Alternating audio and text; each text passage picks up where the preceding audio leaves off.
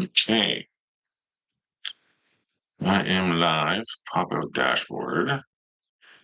Um,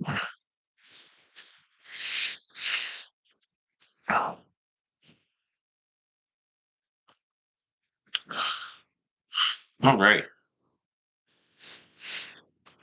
Okay, well, we're live. If anyone's here, say hi. Let me know that you're here. I can't see any. I see. Oh, okay, there's 8 people. That's cool. Um, it's me, Dave, again. How you doing? Feel free to pop into chat and let me know where you're from, where you're watching from. And we're gonna have another live stream chat about RVing and retirement. Um, we had some awesome questions last week. The video came out really well. It took a long time to download, but it was pretty good. So if it's your first time here, I'm glad that you joined us. And if you're coming back again, hey, it's great to see you again. As much as I can see you, but it's great to be live again. And we're going to get into questions tonight. Like I said about RVing and retirement. No questions are taboo. Feel free to ask whatever you want. But we're going to focus mainly on RVing and retirement topics. So feel free to drop off some questions in the chat, and we'll get right into it. So okay, we got our first question. Canadian made 1827. What is your number one pet peeve when it comes to campground etiquette? Um, there's a lot of them. No, I'm just kidding.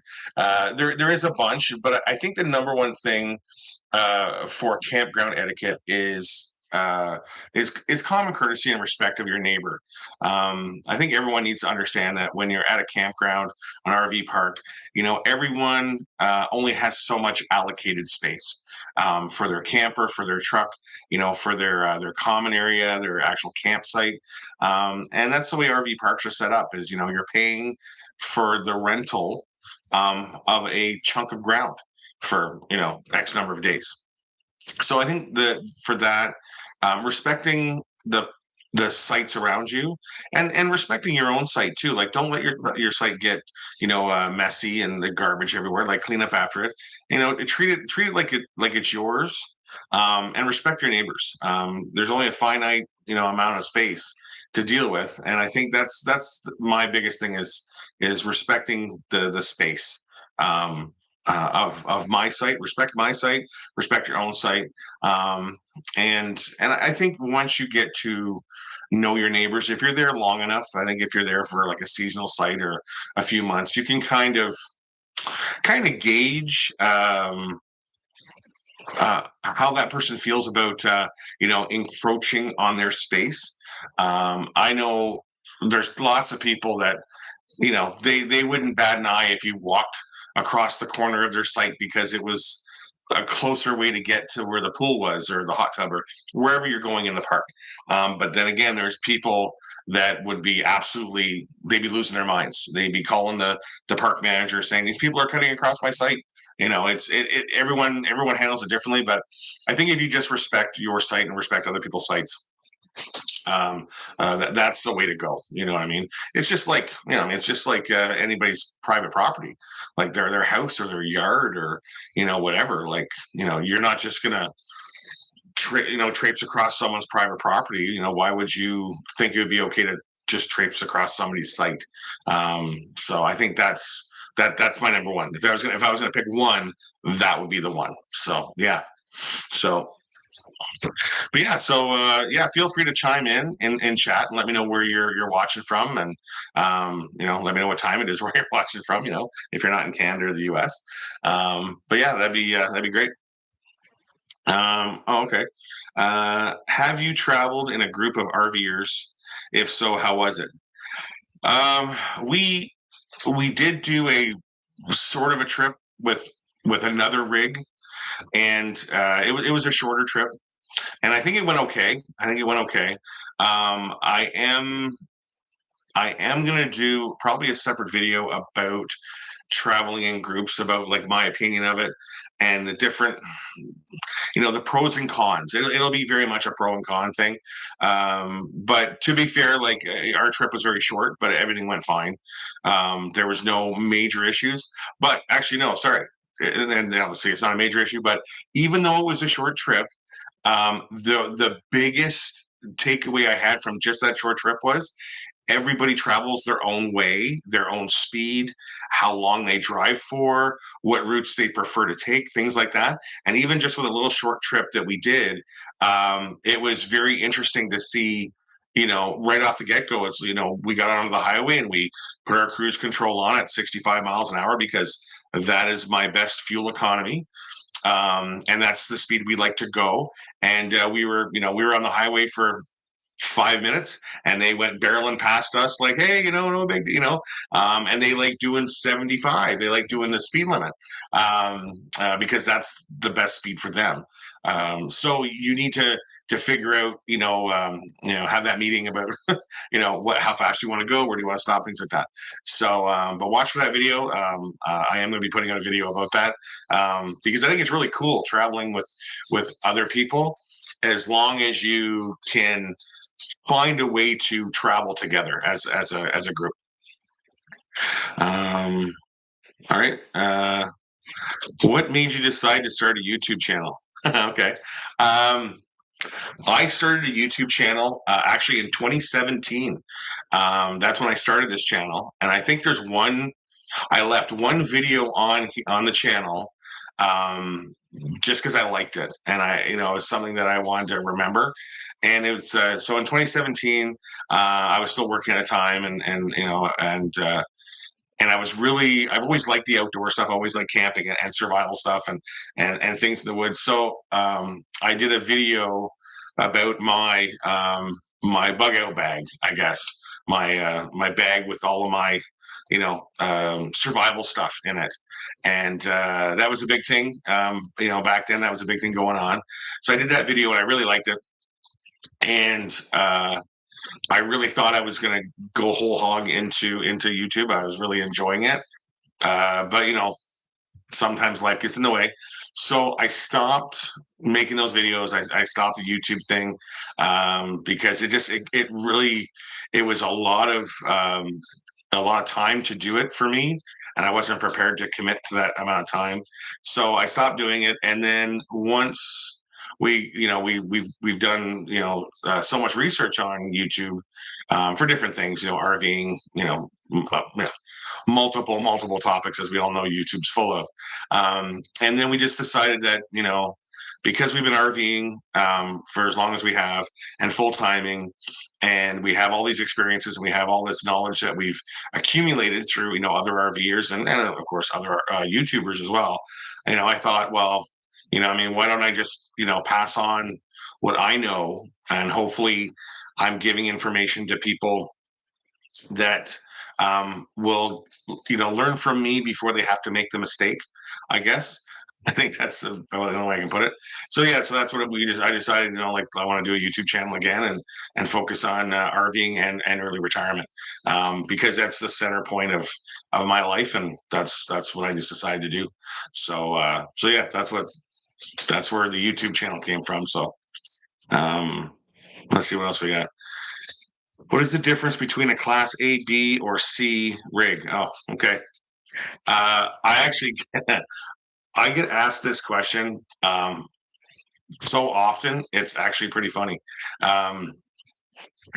and I think the easiest way to describe it is the Class A is the bigger, flat nose, coach bus looking ones. The big RVs could be a diesel pusher, it could be gas, it could be front engine, it could be back engine, whatever. But Class A as a class of RV is the big, flat front bus looking RVs. The Class B is the vans, like a camper van, a Econoline van, a Sprinter van made into an RV. That's what the Class Bs are. And then Class C is the RVs that have like the truck front and the box on the back. Looking for like as an RV, not to be confused as a truck camper, where the camper just goes into the back of the truck. This is more of, the front of it is the truck, and they just built a great big box on the back of it for the camper part. I find it funny that they went A is the biggest, B is the smallest, and C is the middle. I don't know why they went like that. I'm sure there's some like valid reason for that. I don't know what it is. It just seemed weird to me. And then within the variations of those, you can have like what they call super C's and super B's, and these are the souped up version of that class, but it's still within the class. It hasn't gone outside of it. And there's some pretty impressive um, Super C's, especially. They're like Freightliner truck, fronts and stuff like that. It's pretty impressive. So those would be the three classes: the A, B, and C. Um, and each one of them has their own advantages and disadvantages, but they're just, those are the ones where you would need to decide what kind of what class do I want to get. Do I want an A B, or a C? And of course then you can always get into, do I want a bumper pull trailer RV? Do I want a fifth wheel RV? There's all those things you need to consider before buying. But yeah, that's the difference, the A, B's, and C's. All right. So, questions for all same person. Okay, well, we'll just do that. What's the difference between a trailer and a fifth wheel? Trailer and fifth wheel. Okay, well, a fifth wheel is a type of trailer, obviously. But so a trailer would be a bumper pull. This is a trailer that actually hooks to your bumper, like the back end of your truck or your SUV, or I'll say car. I wouldn't ever do it with a car, but I'm saying I guess you could. Actually, no, you could, because you can buy these little trailers that mount to the back of motorcycles. So yeah, so it's any trailer that mounts to your bumper, and then a fifth wheel trailer would be a trailer that mounts into the bed of a truck by way of either a fifth wheel pin type hitch, or there's another one called a gooseneck, where it actually like goes down onto a ball that's mounted in the bed of the truck. So those are the two for those. I think when you make the decision of which one you're going to get, that's when you need to figure out, okay, what do I need for the type of truck, size of motor, what can it carry? You get into the gross vehicle weight ratings and other data that's required to make sure that you're legal and that the truck you're using can tow the rig that you want to buy. There's some great videos out there on YouTube about the gross vehicle weight rating and cargo capacity and stuff like that. It's definitely it is a must research thing for anybody that's thinking about buying an RV. It's something that you must research. Don't ever listen to the dealership that you're buying your truck from, your SUV from, or whatever, and you say, hey, I want to be able to tow this, can I do that? Because they're going to say, yeah, of course you can. And that's just the way it is. I'm not going to throw mud at anybody, but make sure you do your research, because we've actually talked to quite a few RVers, and they've told us the horror story of, well, we bought this rig and then we went and bought this truck, and we found out, when we went to pick up the trailer, that it was 2,500 or 3,000 pounds heavier than the max the truck could tow. And we just spent, $65,000 on a truck and had to sell it and buy something else right away. So definite research required. For sure. But yeah, sorry, a little bit off topic, but yeah, that's the difference between trailers and fifth wheels. And I think, there are so many manufacturers out there that make lightweight trailers, make heavier trailers, make trailers that are I'm not going to say full timing compliant, because that's not a thing, but they're geared to full time living. They're made a little bit bigger, a little bit more robust than a lot of the other trailers. So that's all stuff you need to research and find out the best manufacturer, model, floor plan, all that kind of stuff before you buy it. So that's my take on that anyway.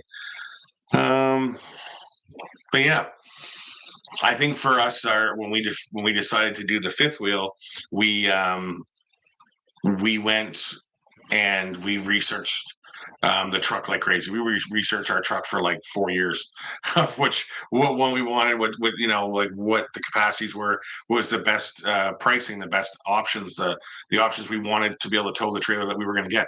Like there's just research.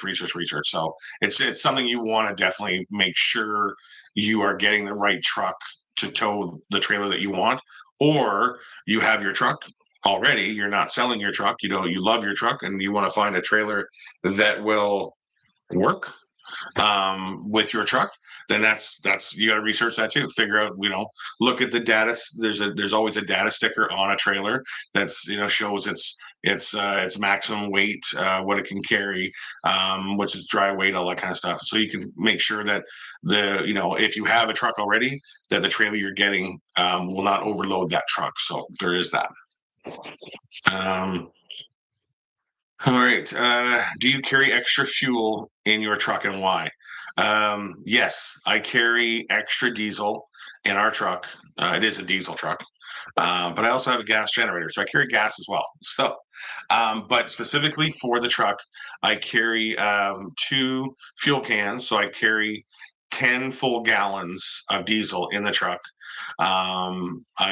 It goes into the truck the day before we depart in Canada, and it stays in there until we're at our final stop in Florida, and I'll dump it into the truck there and leave them empty for the whole time we're down there, and I'll fill them up and have them in the truck for the way home.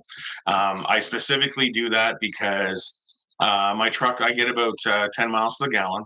So I know that if for whatever reason, stuck in traffic, missed a fuel stop, who knows whatever the situation is, that if I need an extra, say 80 miles to be safe, I'm not going to say I'm going to get 100 miles, out of it, but an extra 80 miles to get to a fuel station or to get myself out of a stuck in traffic for a extreme amount of time or whatever, I got that extra fuel and I can dump it in my truck and I can keep going.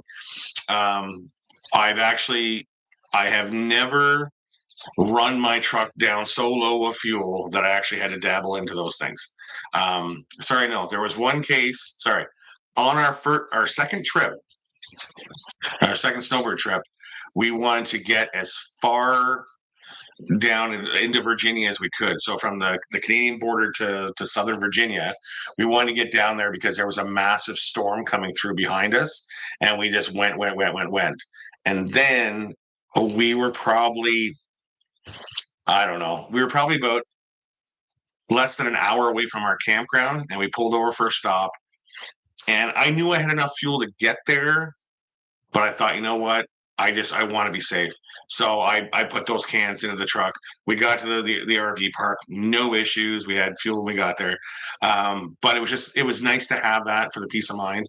And, and as a traveler, it's nice to be able to have, to help somebody if they run out of fuel as well. You've got you got the diesel there to help somebody if they need it. So I like it as a backup thing. I know that's just the way I always am. Like, my pontoon boat, I always have a can of gas in the back, extra all the time. And, like, to me, it's why wouldn't you?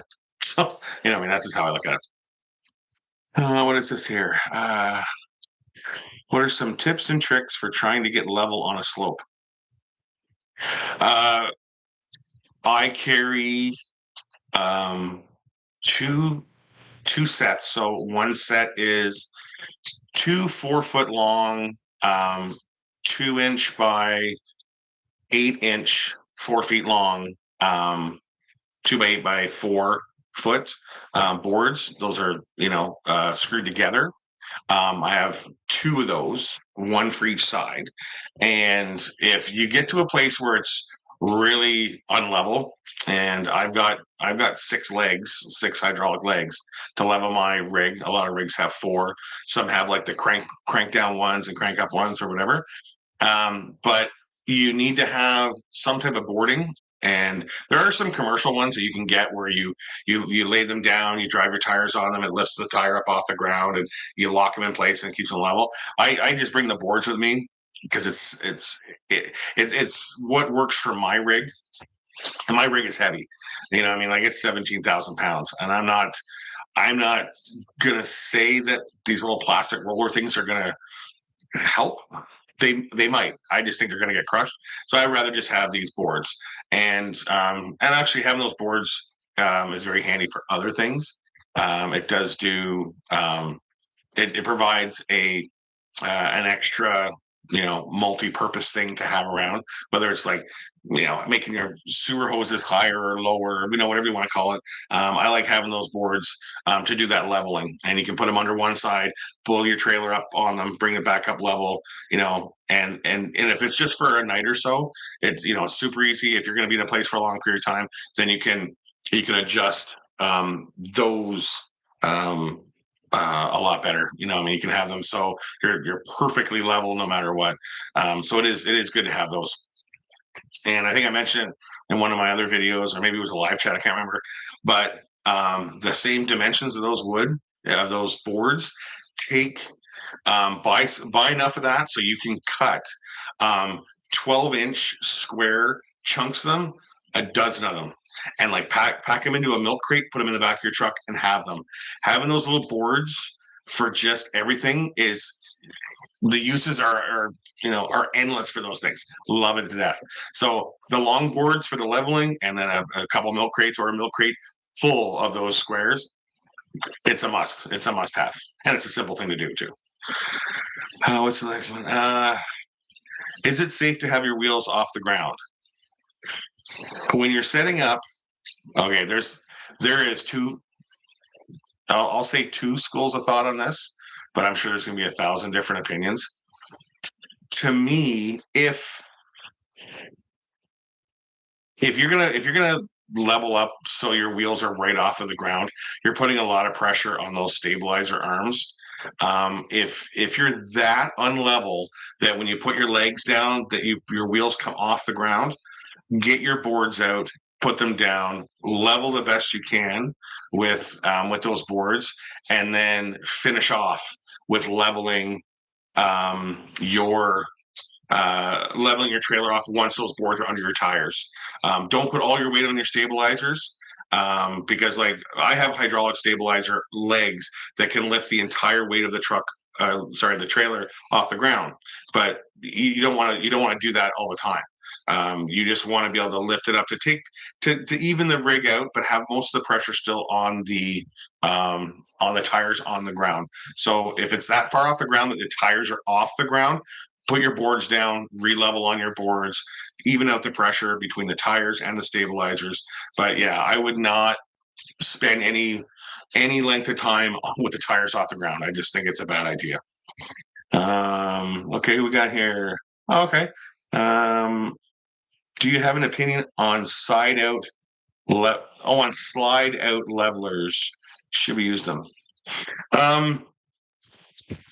So the levelers, yeah. So there's a lot of aftermarket, like stands that you can put under your slide out, and I know a lot of people like they're like, oh, I'm going to buy those. Like they're the greatest thing ever because my slides is always dipping and it sinks and I don't like it. I think the number one thing to do is, because every trailer is different, is take a look in your owner's manual first, or Google the make model of your trailer, and see if levelers are recommended for that type of trailer. My trailer it's not recommended to use them because the way my rig is built and the way my slide out arms are and like the size of them, there's no need to have any kind of leveler arm on the slide out. I know like a lot of people that that have their trailers in one place the whole season long, and they pull their slides out in the spring, and then they put their slides in the fall, and then it goes, it gets put away for the winter kind of thing. They use those because it adds a little bit more stability to the slide out. I mean, ultimately the choice is yours. I think it would be, if you are going to do it, I would monitor it very closely when you first start using it to make sure that nothing's twisting or bending. And honestly, what I would do is, if I was going to put those on, I'd put them on the, when I open up my trailer, and I'd wait about a week, and I would let them out, or let them down. I bring my slide in, I put it back out, and see if there's any difference. See if anything's twisting. See if anything's and if it's. I would do that a few times, and if it always seems to work out okay, then I personally would be comfortable with doing that. But you just need to make sure, if that's what you want to do. That's all I can say with that one. But I mean, like I said, it's up to you. But I think, if you made sure to test it every once in a while, like what we do in the summertime is, sometimes we forget, but especially when we're down south, we bring our slides in and out once a month. All the slides come in, all the slides go back out, just to make sure everything is fine. And that's just something, our habit that we got into, and we try to do it. Every month, just to make sure. Sometimes we forget because you're enjoying the not shoveling snow, so you forget. So,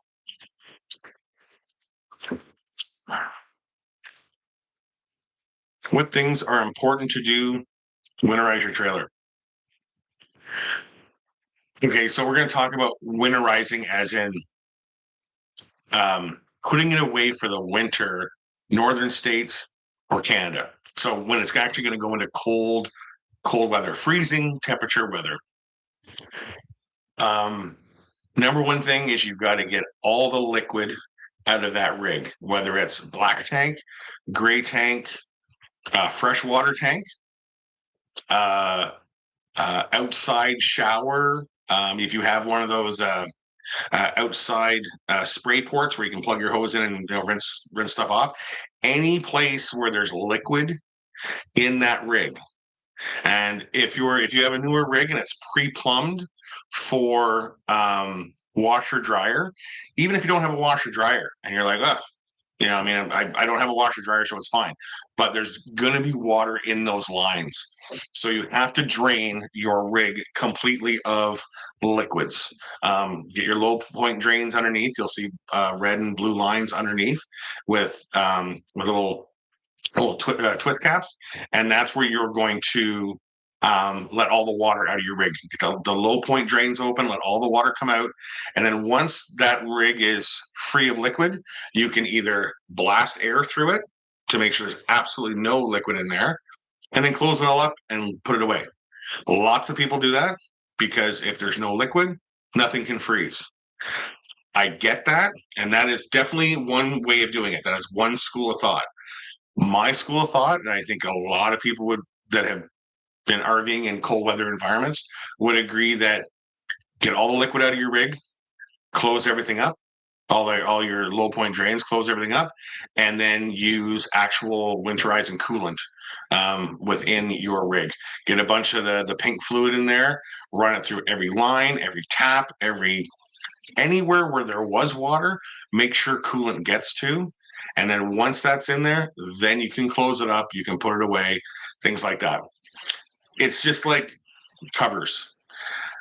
There is an entire camp of covers are a must, and an entire camp of covers don't matter.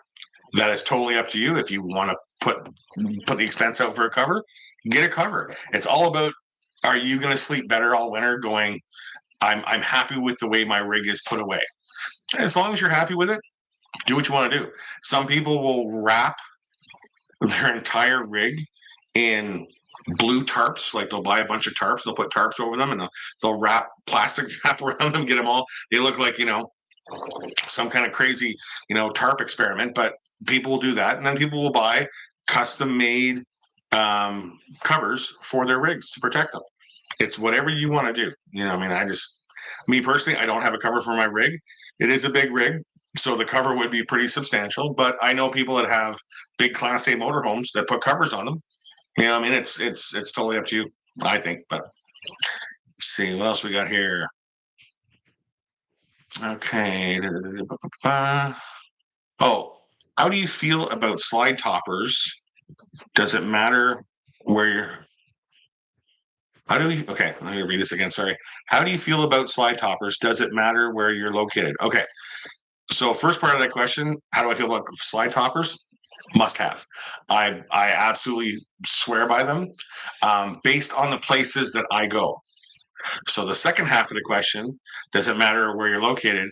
So and this is why I think this is really important, is where the places that I've been, with the rig and having the slide toppers, are usually heavily treed areas. There's stuff falling, onto the rig, branches and pine needles and leaves and stuff like that.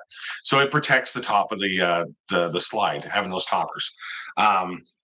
It's also very important if you're in a place that gets a lot of rain, because that slide topper acts like an extra little roof, for your slide, and helps a lot with preventing water from getting in. When we were out in Arizona, we pulled into a park, and we had our neighbors came over and had no idea what they were. They were like, what's the point of those things? So we explained what they're for, and they're like, oh, we don't have them around here. But it makes sense, because in Arizona, there's not a lot of rain, and there's not a lot of tall trees that drop their leaves or their pine needles or whatever onto the rig. So having slide toppers out there doesn't really matter too much, but having slide toppers in Canada, Florida, anywhere up the East Coast, they're very, very handy.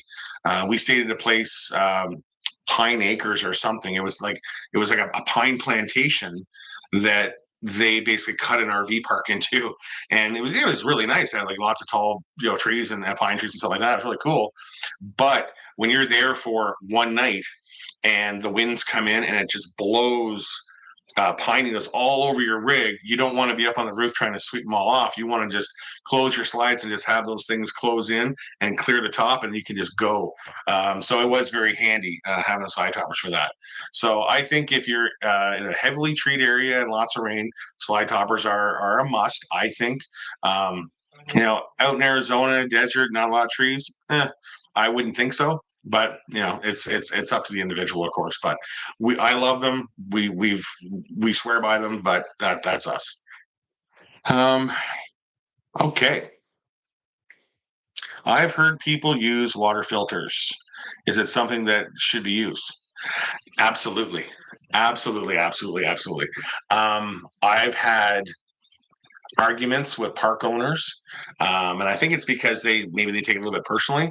But when you're traveling from RV park to RV park, you have no idea what type of water you're getting into. You just don't. Now, it could be the cleanest water on the planet, but you don't know. You're just getting there, right? For me, having a water filter on the water line before water comes into the rig is the cheapest, easiest way to give yourself that ounce of prevention. I know a lot of people just will never drink water out of the tap. That's fine. They use what do you call it? Bottled water or Culligan water jugs and stuff like that. That's great. If that's what you want to do, then you can do that. The summer park that we have, we've been there for 4 years.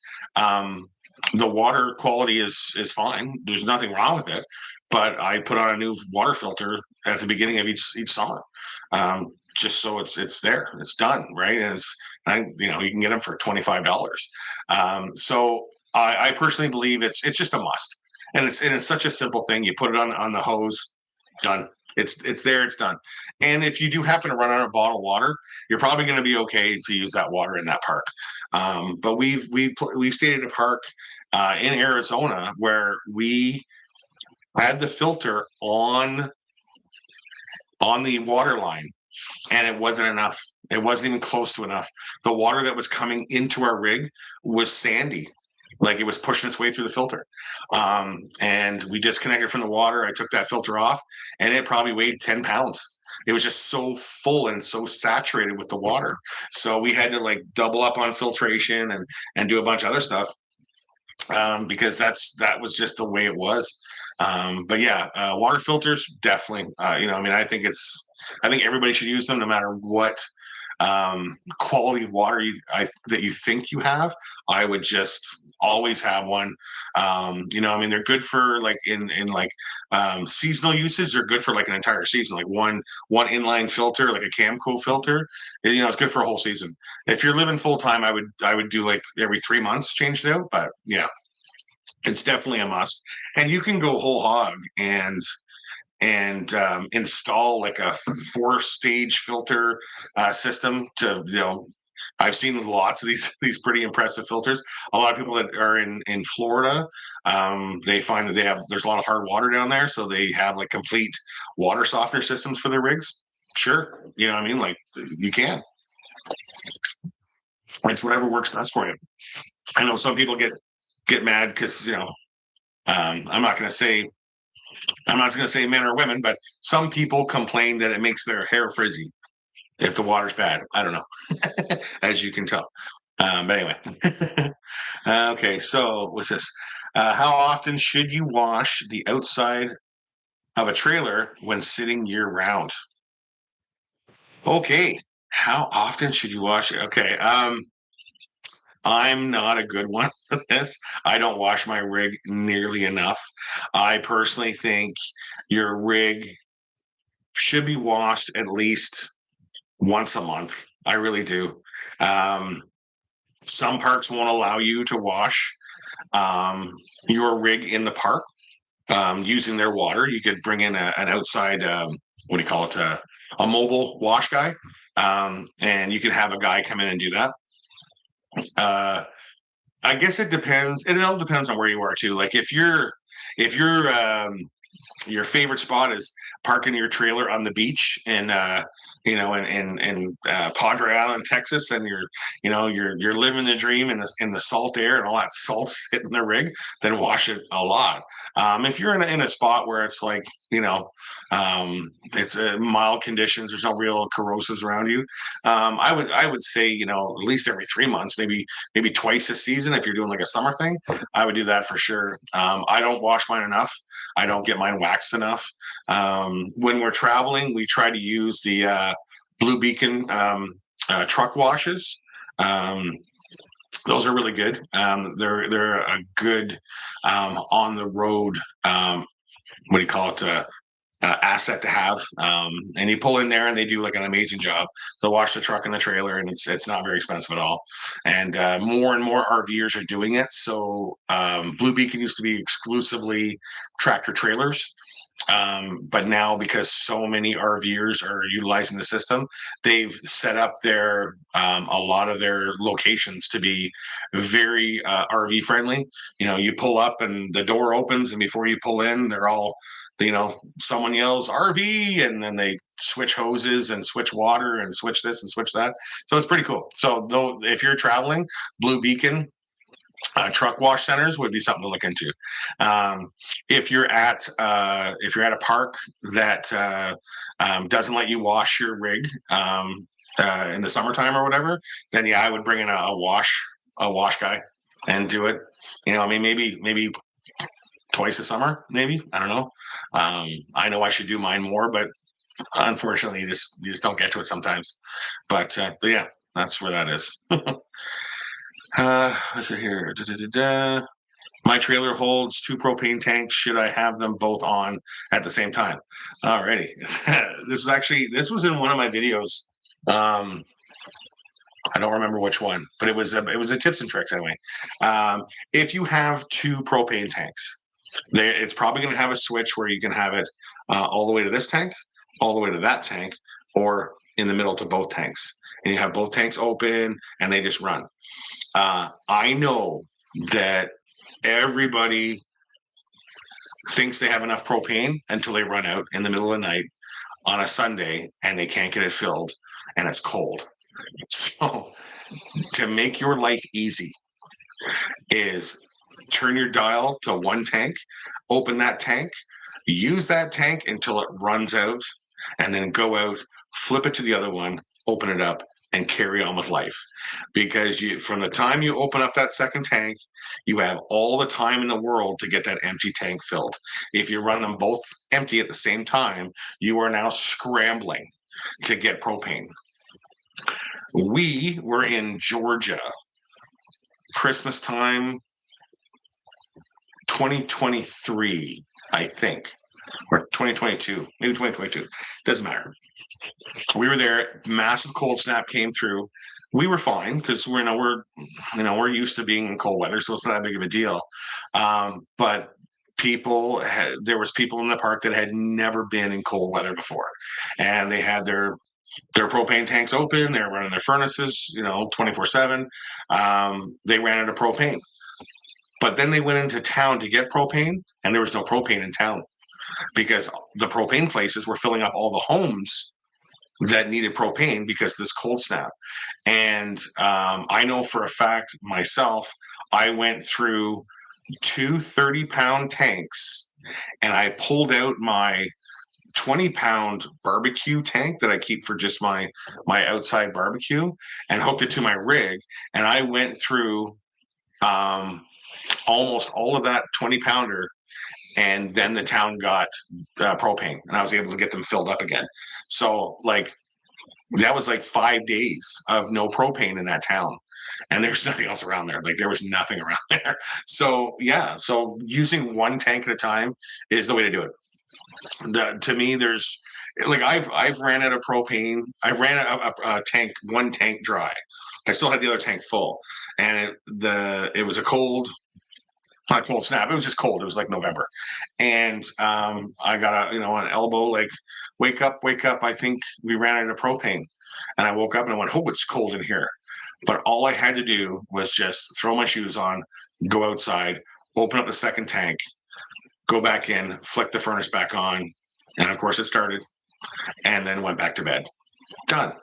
If I would have had them both open at the same time and ran them dry, well, then I would have been going, well, what do I do now? I got nothing. So yeah, one tank at a time.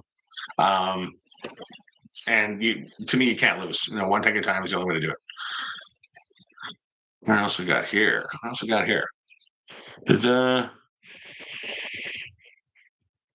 Why are redundancies important, and what do you have? To me, redundancies are everything. When it comes to full time, and because it's your house, you're not just gonna. Excuse me. You're not just gonna. Okay, things aren't going my way. Let's just go home because the home is with you.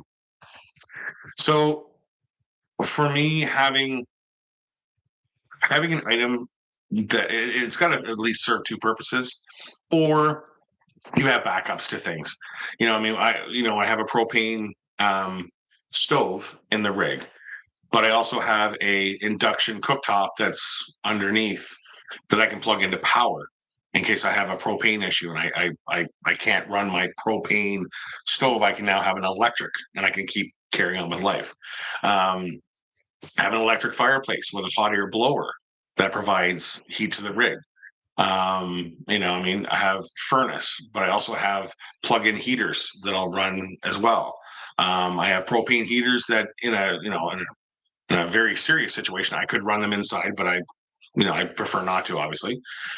So having multiple things, I've got my main drinking water hose that's 10 feet long. That when I park for my summer place, I only need 5 feet to get to my water. I also have a 25 footer that attaches to that. So I have a total of 35 feet. So when I'm traveling, I can get up to 35 feet away from a water spigot. If it's farther than that, I've got two 100-foot water hoses up underneath, brand new in their packages, never been opened, that are there in case I need them for anything worse. Power cable. My power cable is 35 feet long. If I need more than that, I pull out the additional 25-foot one to go to the farther, so there's always those things. And that's where I think it's super important to analyze what accessories you need for what you were doing. If you're taking your trailer to a park and it's never going to move again, then yeah, you can say, okay, well, I'll just have a water hose, and if it breaks, then I'll just go pick one up. I mean, you can do that. But if you're planning on traveling, being self-sufficient, whatever, that's when you look at it like, should I have these redundancy items to take place of this in case it breaks? Should I buy a generator? Should I not buy a generator? If I'm going to be at an RV park the entire summer and then put my rig away, do I need a generator? If the park loses power for a couple of days, I'll just lock it up and go home. I mean, the needs and the requirements are based on what you're doing. That's the way I look at it when it comes to that. Do you have fantastic fan covers? And are they not? Yes, I have fantastic fan covers on both my fans. They are absolutely awesome. Everybody should install them. They're pretty easy to install, and there's 100 videos on YouTube from the manufacturers that show you how to install them, and it is quite simple. There's little tricks depending on what model you need, but the manufacturers have the videos on YouTube to show you how to put them on. I put mine on, and it was super simple, and they are great. They are absolutely great. Excuse me. I believe everybody should have them on their rigs. And if you don't necessarily have the automated ones, you've got like the hand crank opening ones. I mean, putting covers on those are great too. The ones that are automatic, a lot of them have like a rain sensor, a water sensor. So putting the covers on is great because that vent will stay open and keep running while it's pouring rain, but the cover will protect everything. You're not getting water into your rig. So you can do that, and then keep the airflow going in your rig. So I think the covers are a must. I think ours are called Max Air. Yeah, Max Air covers. And look into them, figure out what type you need for your rig. Or if the rig you're buying is going to come with them, that's fine. But yeah, they're a definite item to install, and they're not that expensive. They're not that bad. Okay, we got here from. Okay. Gray tank and black tank smells in the trailer. What products do you recommend? There are a ton of different products for this. I totally feel your pain about gray and black tank smells. We've all been there. There are pucks, like little what do you call it? Little tablet thingies you can buy. I think it's TST. You can buy them at any Canadian Tire in Canada, and then in the States you can buy them at Walmart. Actually, you can buy them at Walmart, US and Canada. I think it's called TST brand, little pucks. You drop those in. Those are great. There's a liquid one. You can get like a 6-pack of these little bottles, and it's all blue liquid. You put that stuff in. Works great. But all the treatments in the world, you can't beat just using a ton of water if you can. Now, at my park that I'm in right now, it's you don't have full hookups. You get pumped out. So you don't have you have unlimited water, but you don't have unlimited drainage. So you have to hold on to it until you get your pump out done once a week or whatever the case may be. If you are on full hookups and you can dump your tanks whenever you want, water is your friend. Flush your tanks as many times as you can, put as much water through them as you can, and that is your biggest defense against gray tank smell, black tank smell. But when you do dump your black tanks, or your black tank and your gray tank or gray tanks, once you've got your tanks empty, put a little bit of water in them and then throw your treatment in, because then that treatment has something to dissolve into, and let it sit, and it'll definitely help clean up those tanks. I also do the treatment just before we leave for a travel day. Like, we'll dump the tanks, put a little bit of water in there, dump the treatment in, and then do the travel day. Let that stuff all swash around in there and get all cleaned up. We've done the ice cube method before. I haven't done it enough to have any kind of frame of reference where basically you take a whole bunch of ice cubes, dump them into your toilet, let them go into your black tank, and then as you're driving, it's supposed to slosh around and clean things up. I haven't done it enough to be able to say, yes, it works great. No, it doesn't. There is some YouTube videos about it. Some people that have tried it a lot. I think why wouldn't it work? To me, like I think it's why not? As long as you have enough, ice for when you get to your next spot, for when you have a, you know, a cold appetizer once you arrive. For that way to put it. Or can we just light a candle? Yes, you can just light a candle. Yeah. I know what you're saying. But yeah, gray tank and black tank smells. When that happens, it's horrendous. We all know it. It's bad. It's so bad. So, but like I said, water is your friend. Give them as much of a cleaning out as you can, and I think that's the best way. So, give that one that. Yeah. Holy geez, 50 minutes. Holy cow. I've just been shooting my mouth off. But it's great to answer questions. It makes me so happy when people chime in and ask me questions about RVing and retirement. Because honestly, I think knowing now, or being able to pass on to people what we've learned, is such a great thing for me, because I asked a million questions when I was doing my research. I watched a million YouTube videos. I went into a million live streams and asked questions after questions after questions. And I learned so much from people that were living this lifestyle. And that's why I'm doing what I'm doing. And I want to be able to give people my take on it. Everyone has their own way of doing things. Everything is what I talk about is the way I do it, and there's 100 ways to do the same thing. There really is, but this is the way I do myself. So I really enjoy it. I love answering the questions. I really appreciate everybody that chimed in tonight, everyone that showed up to watch. It's always appreciative, and I'll be here every Wednesday at 7 o'clock. For RV and retirement chat.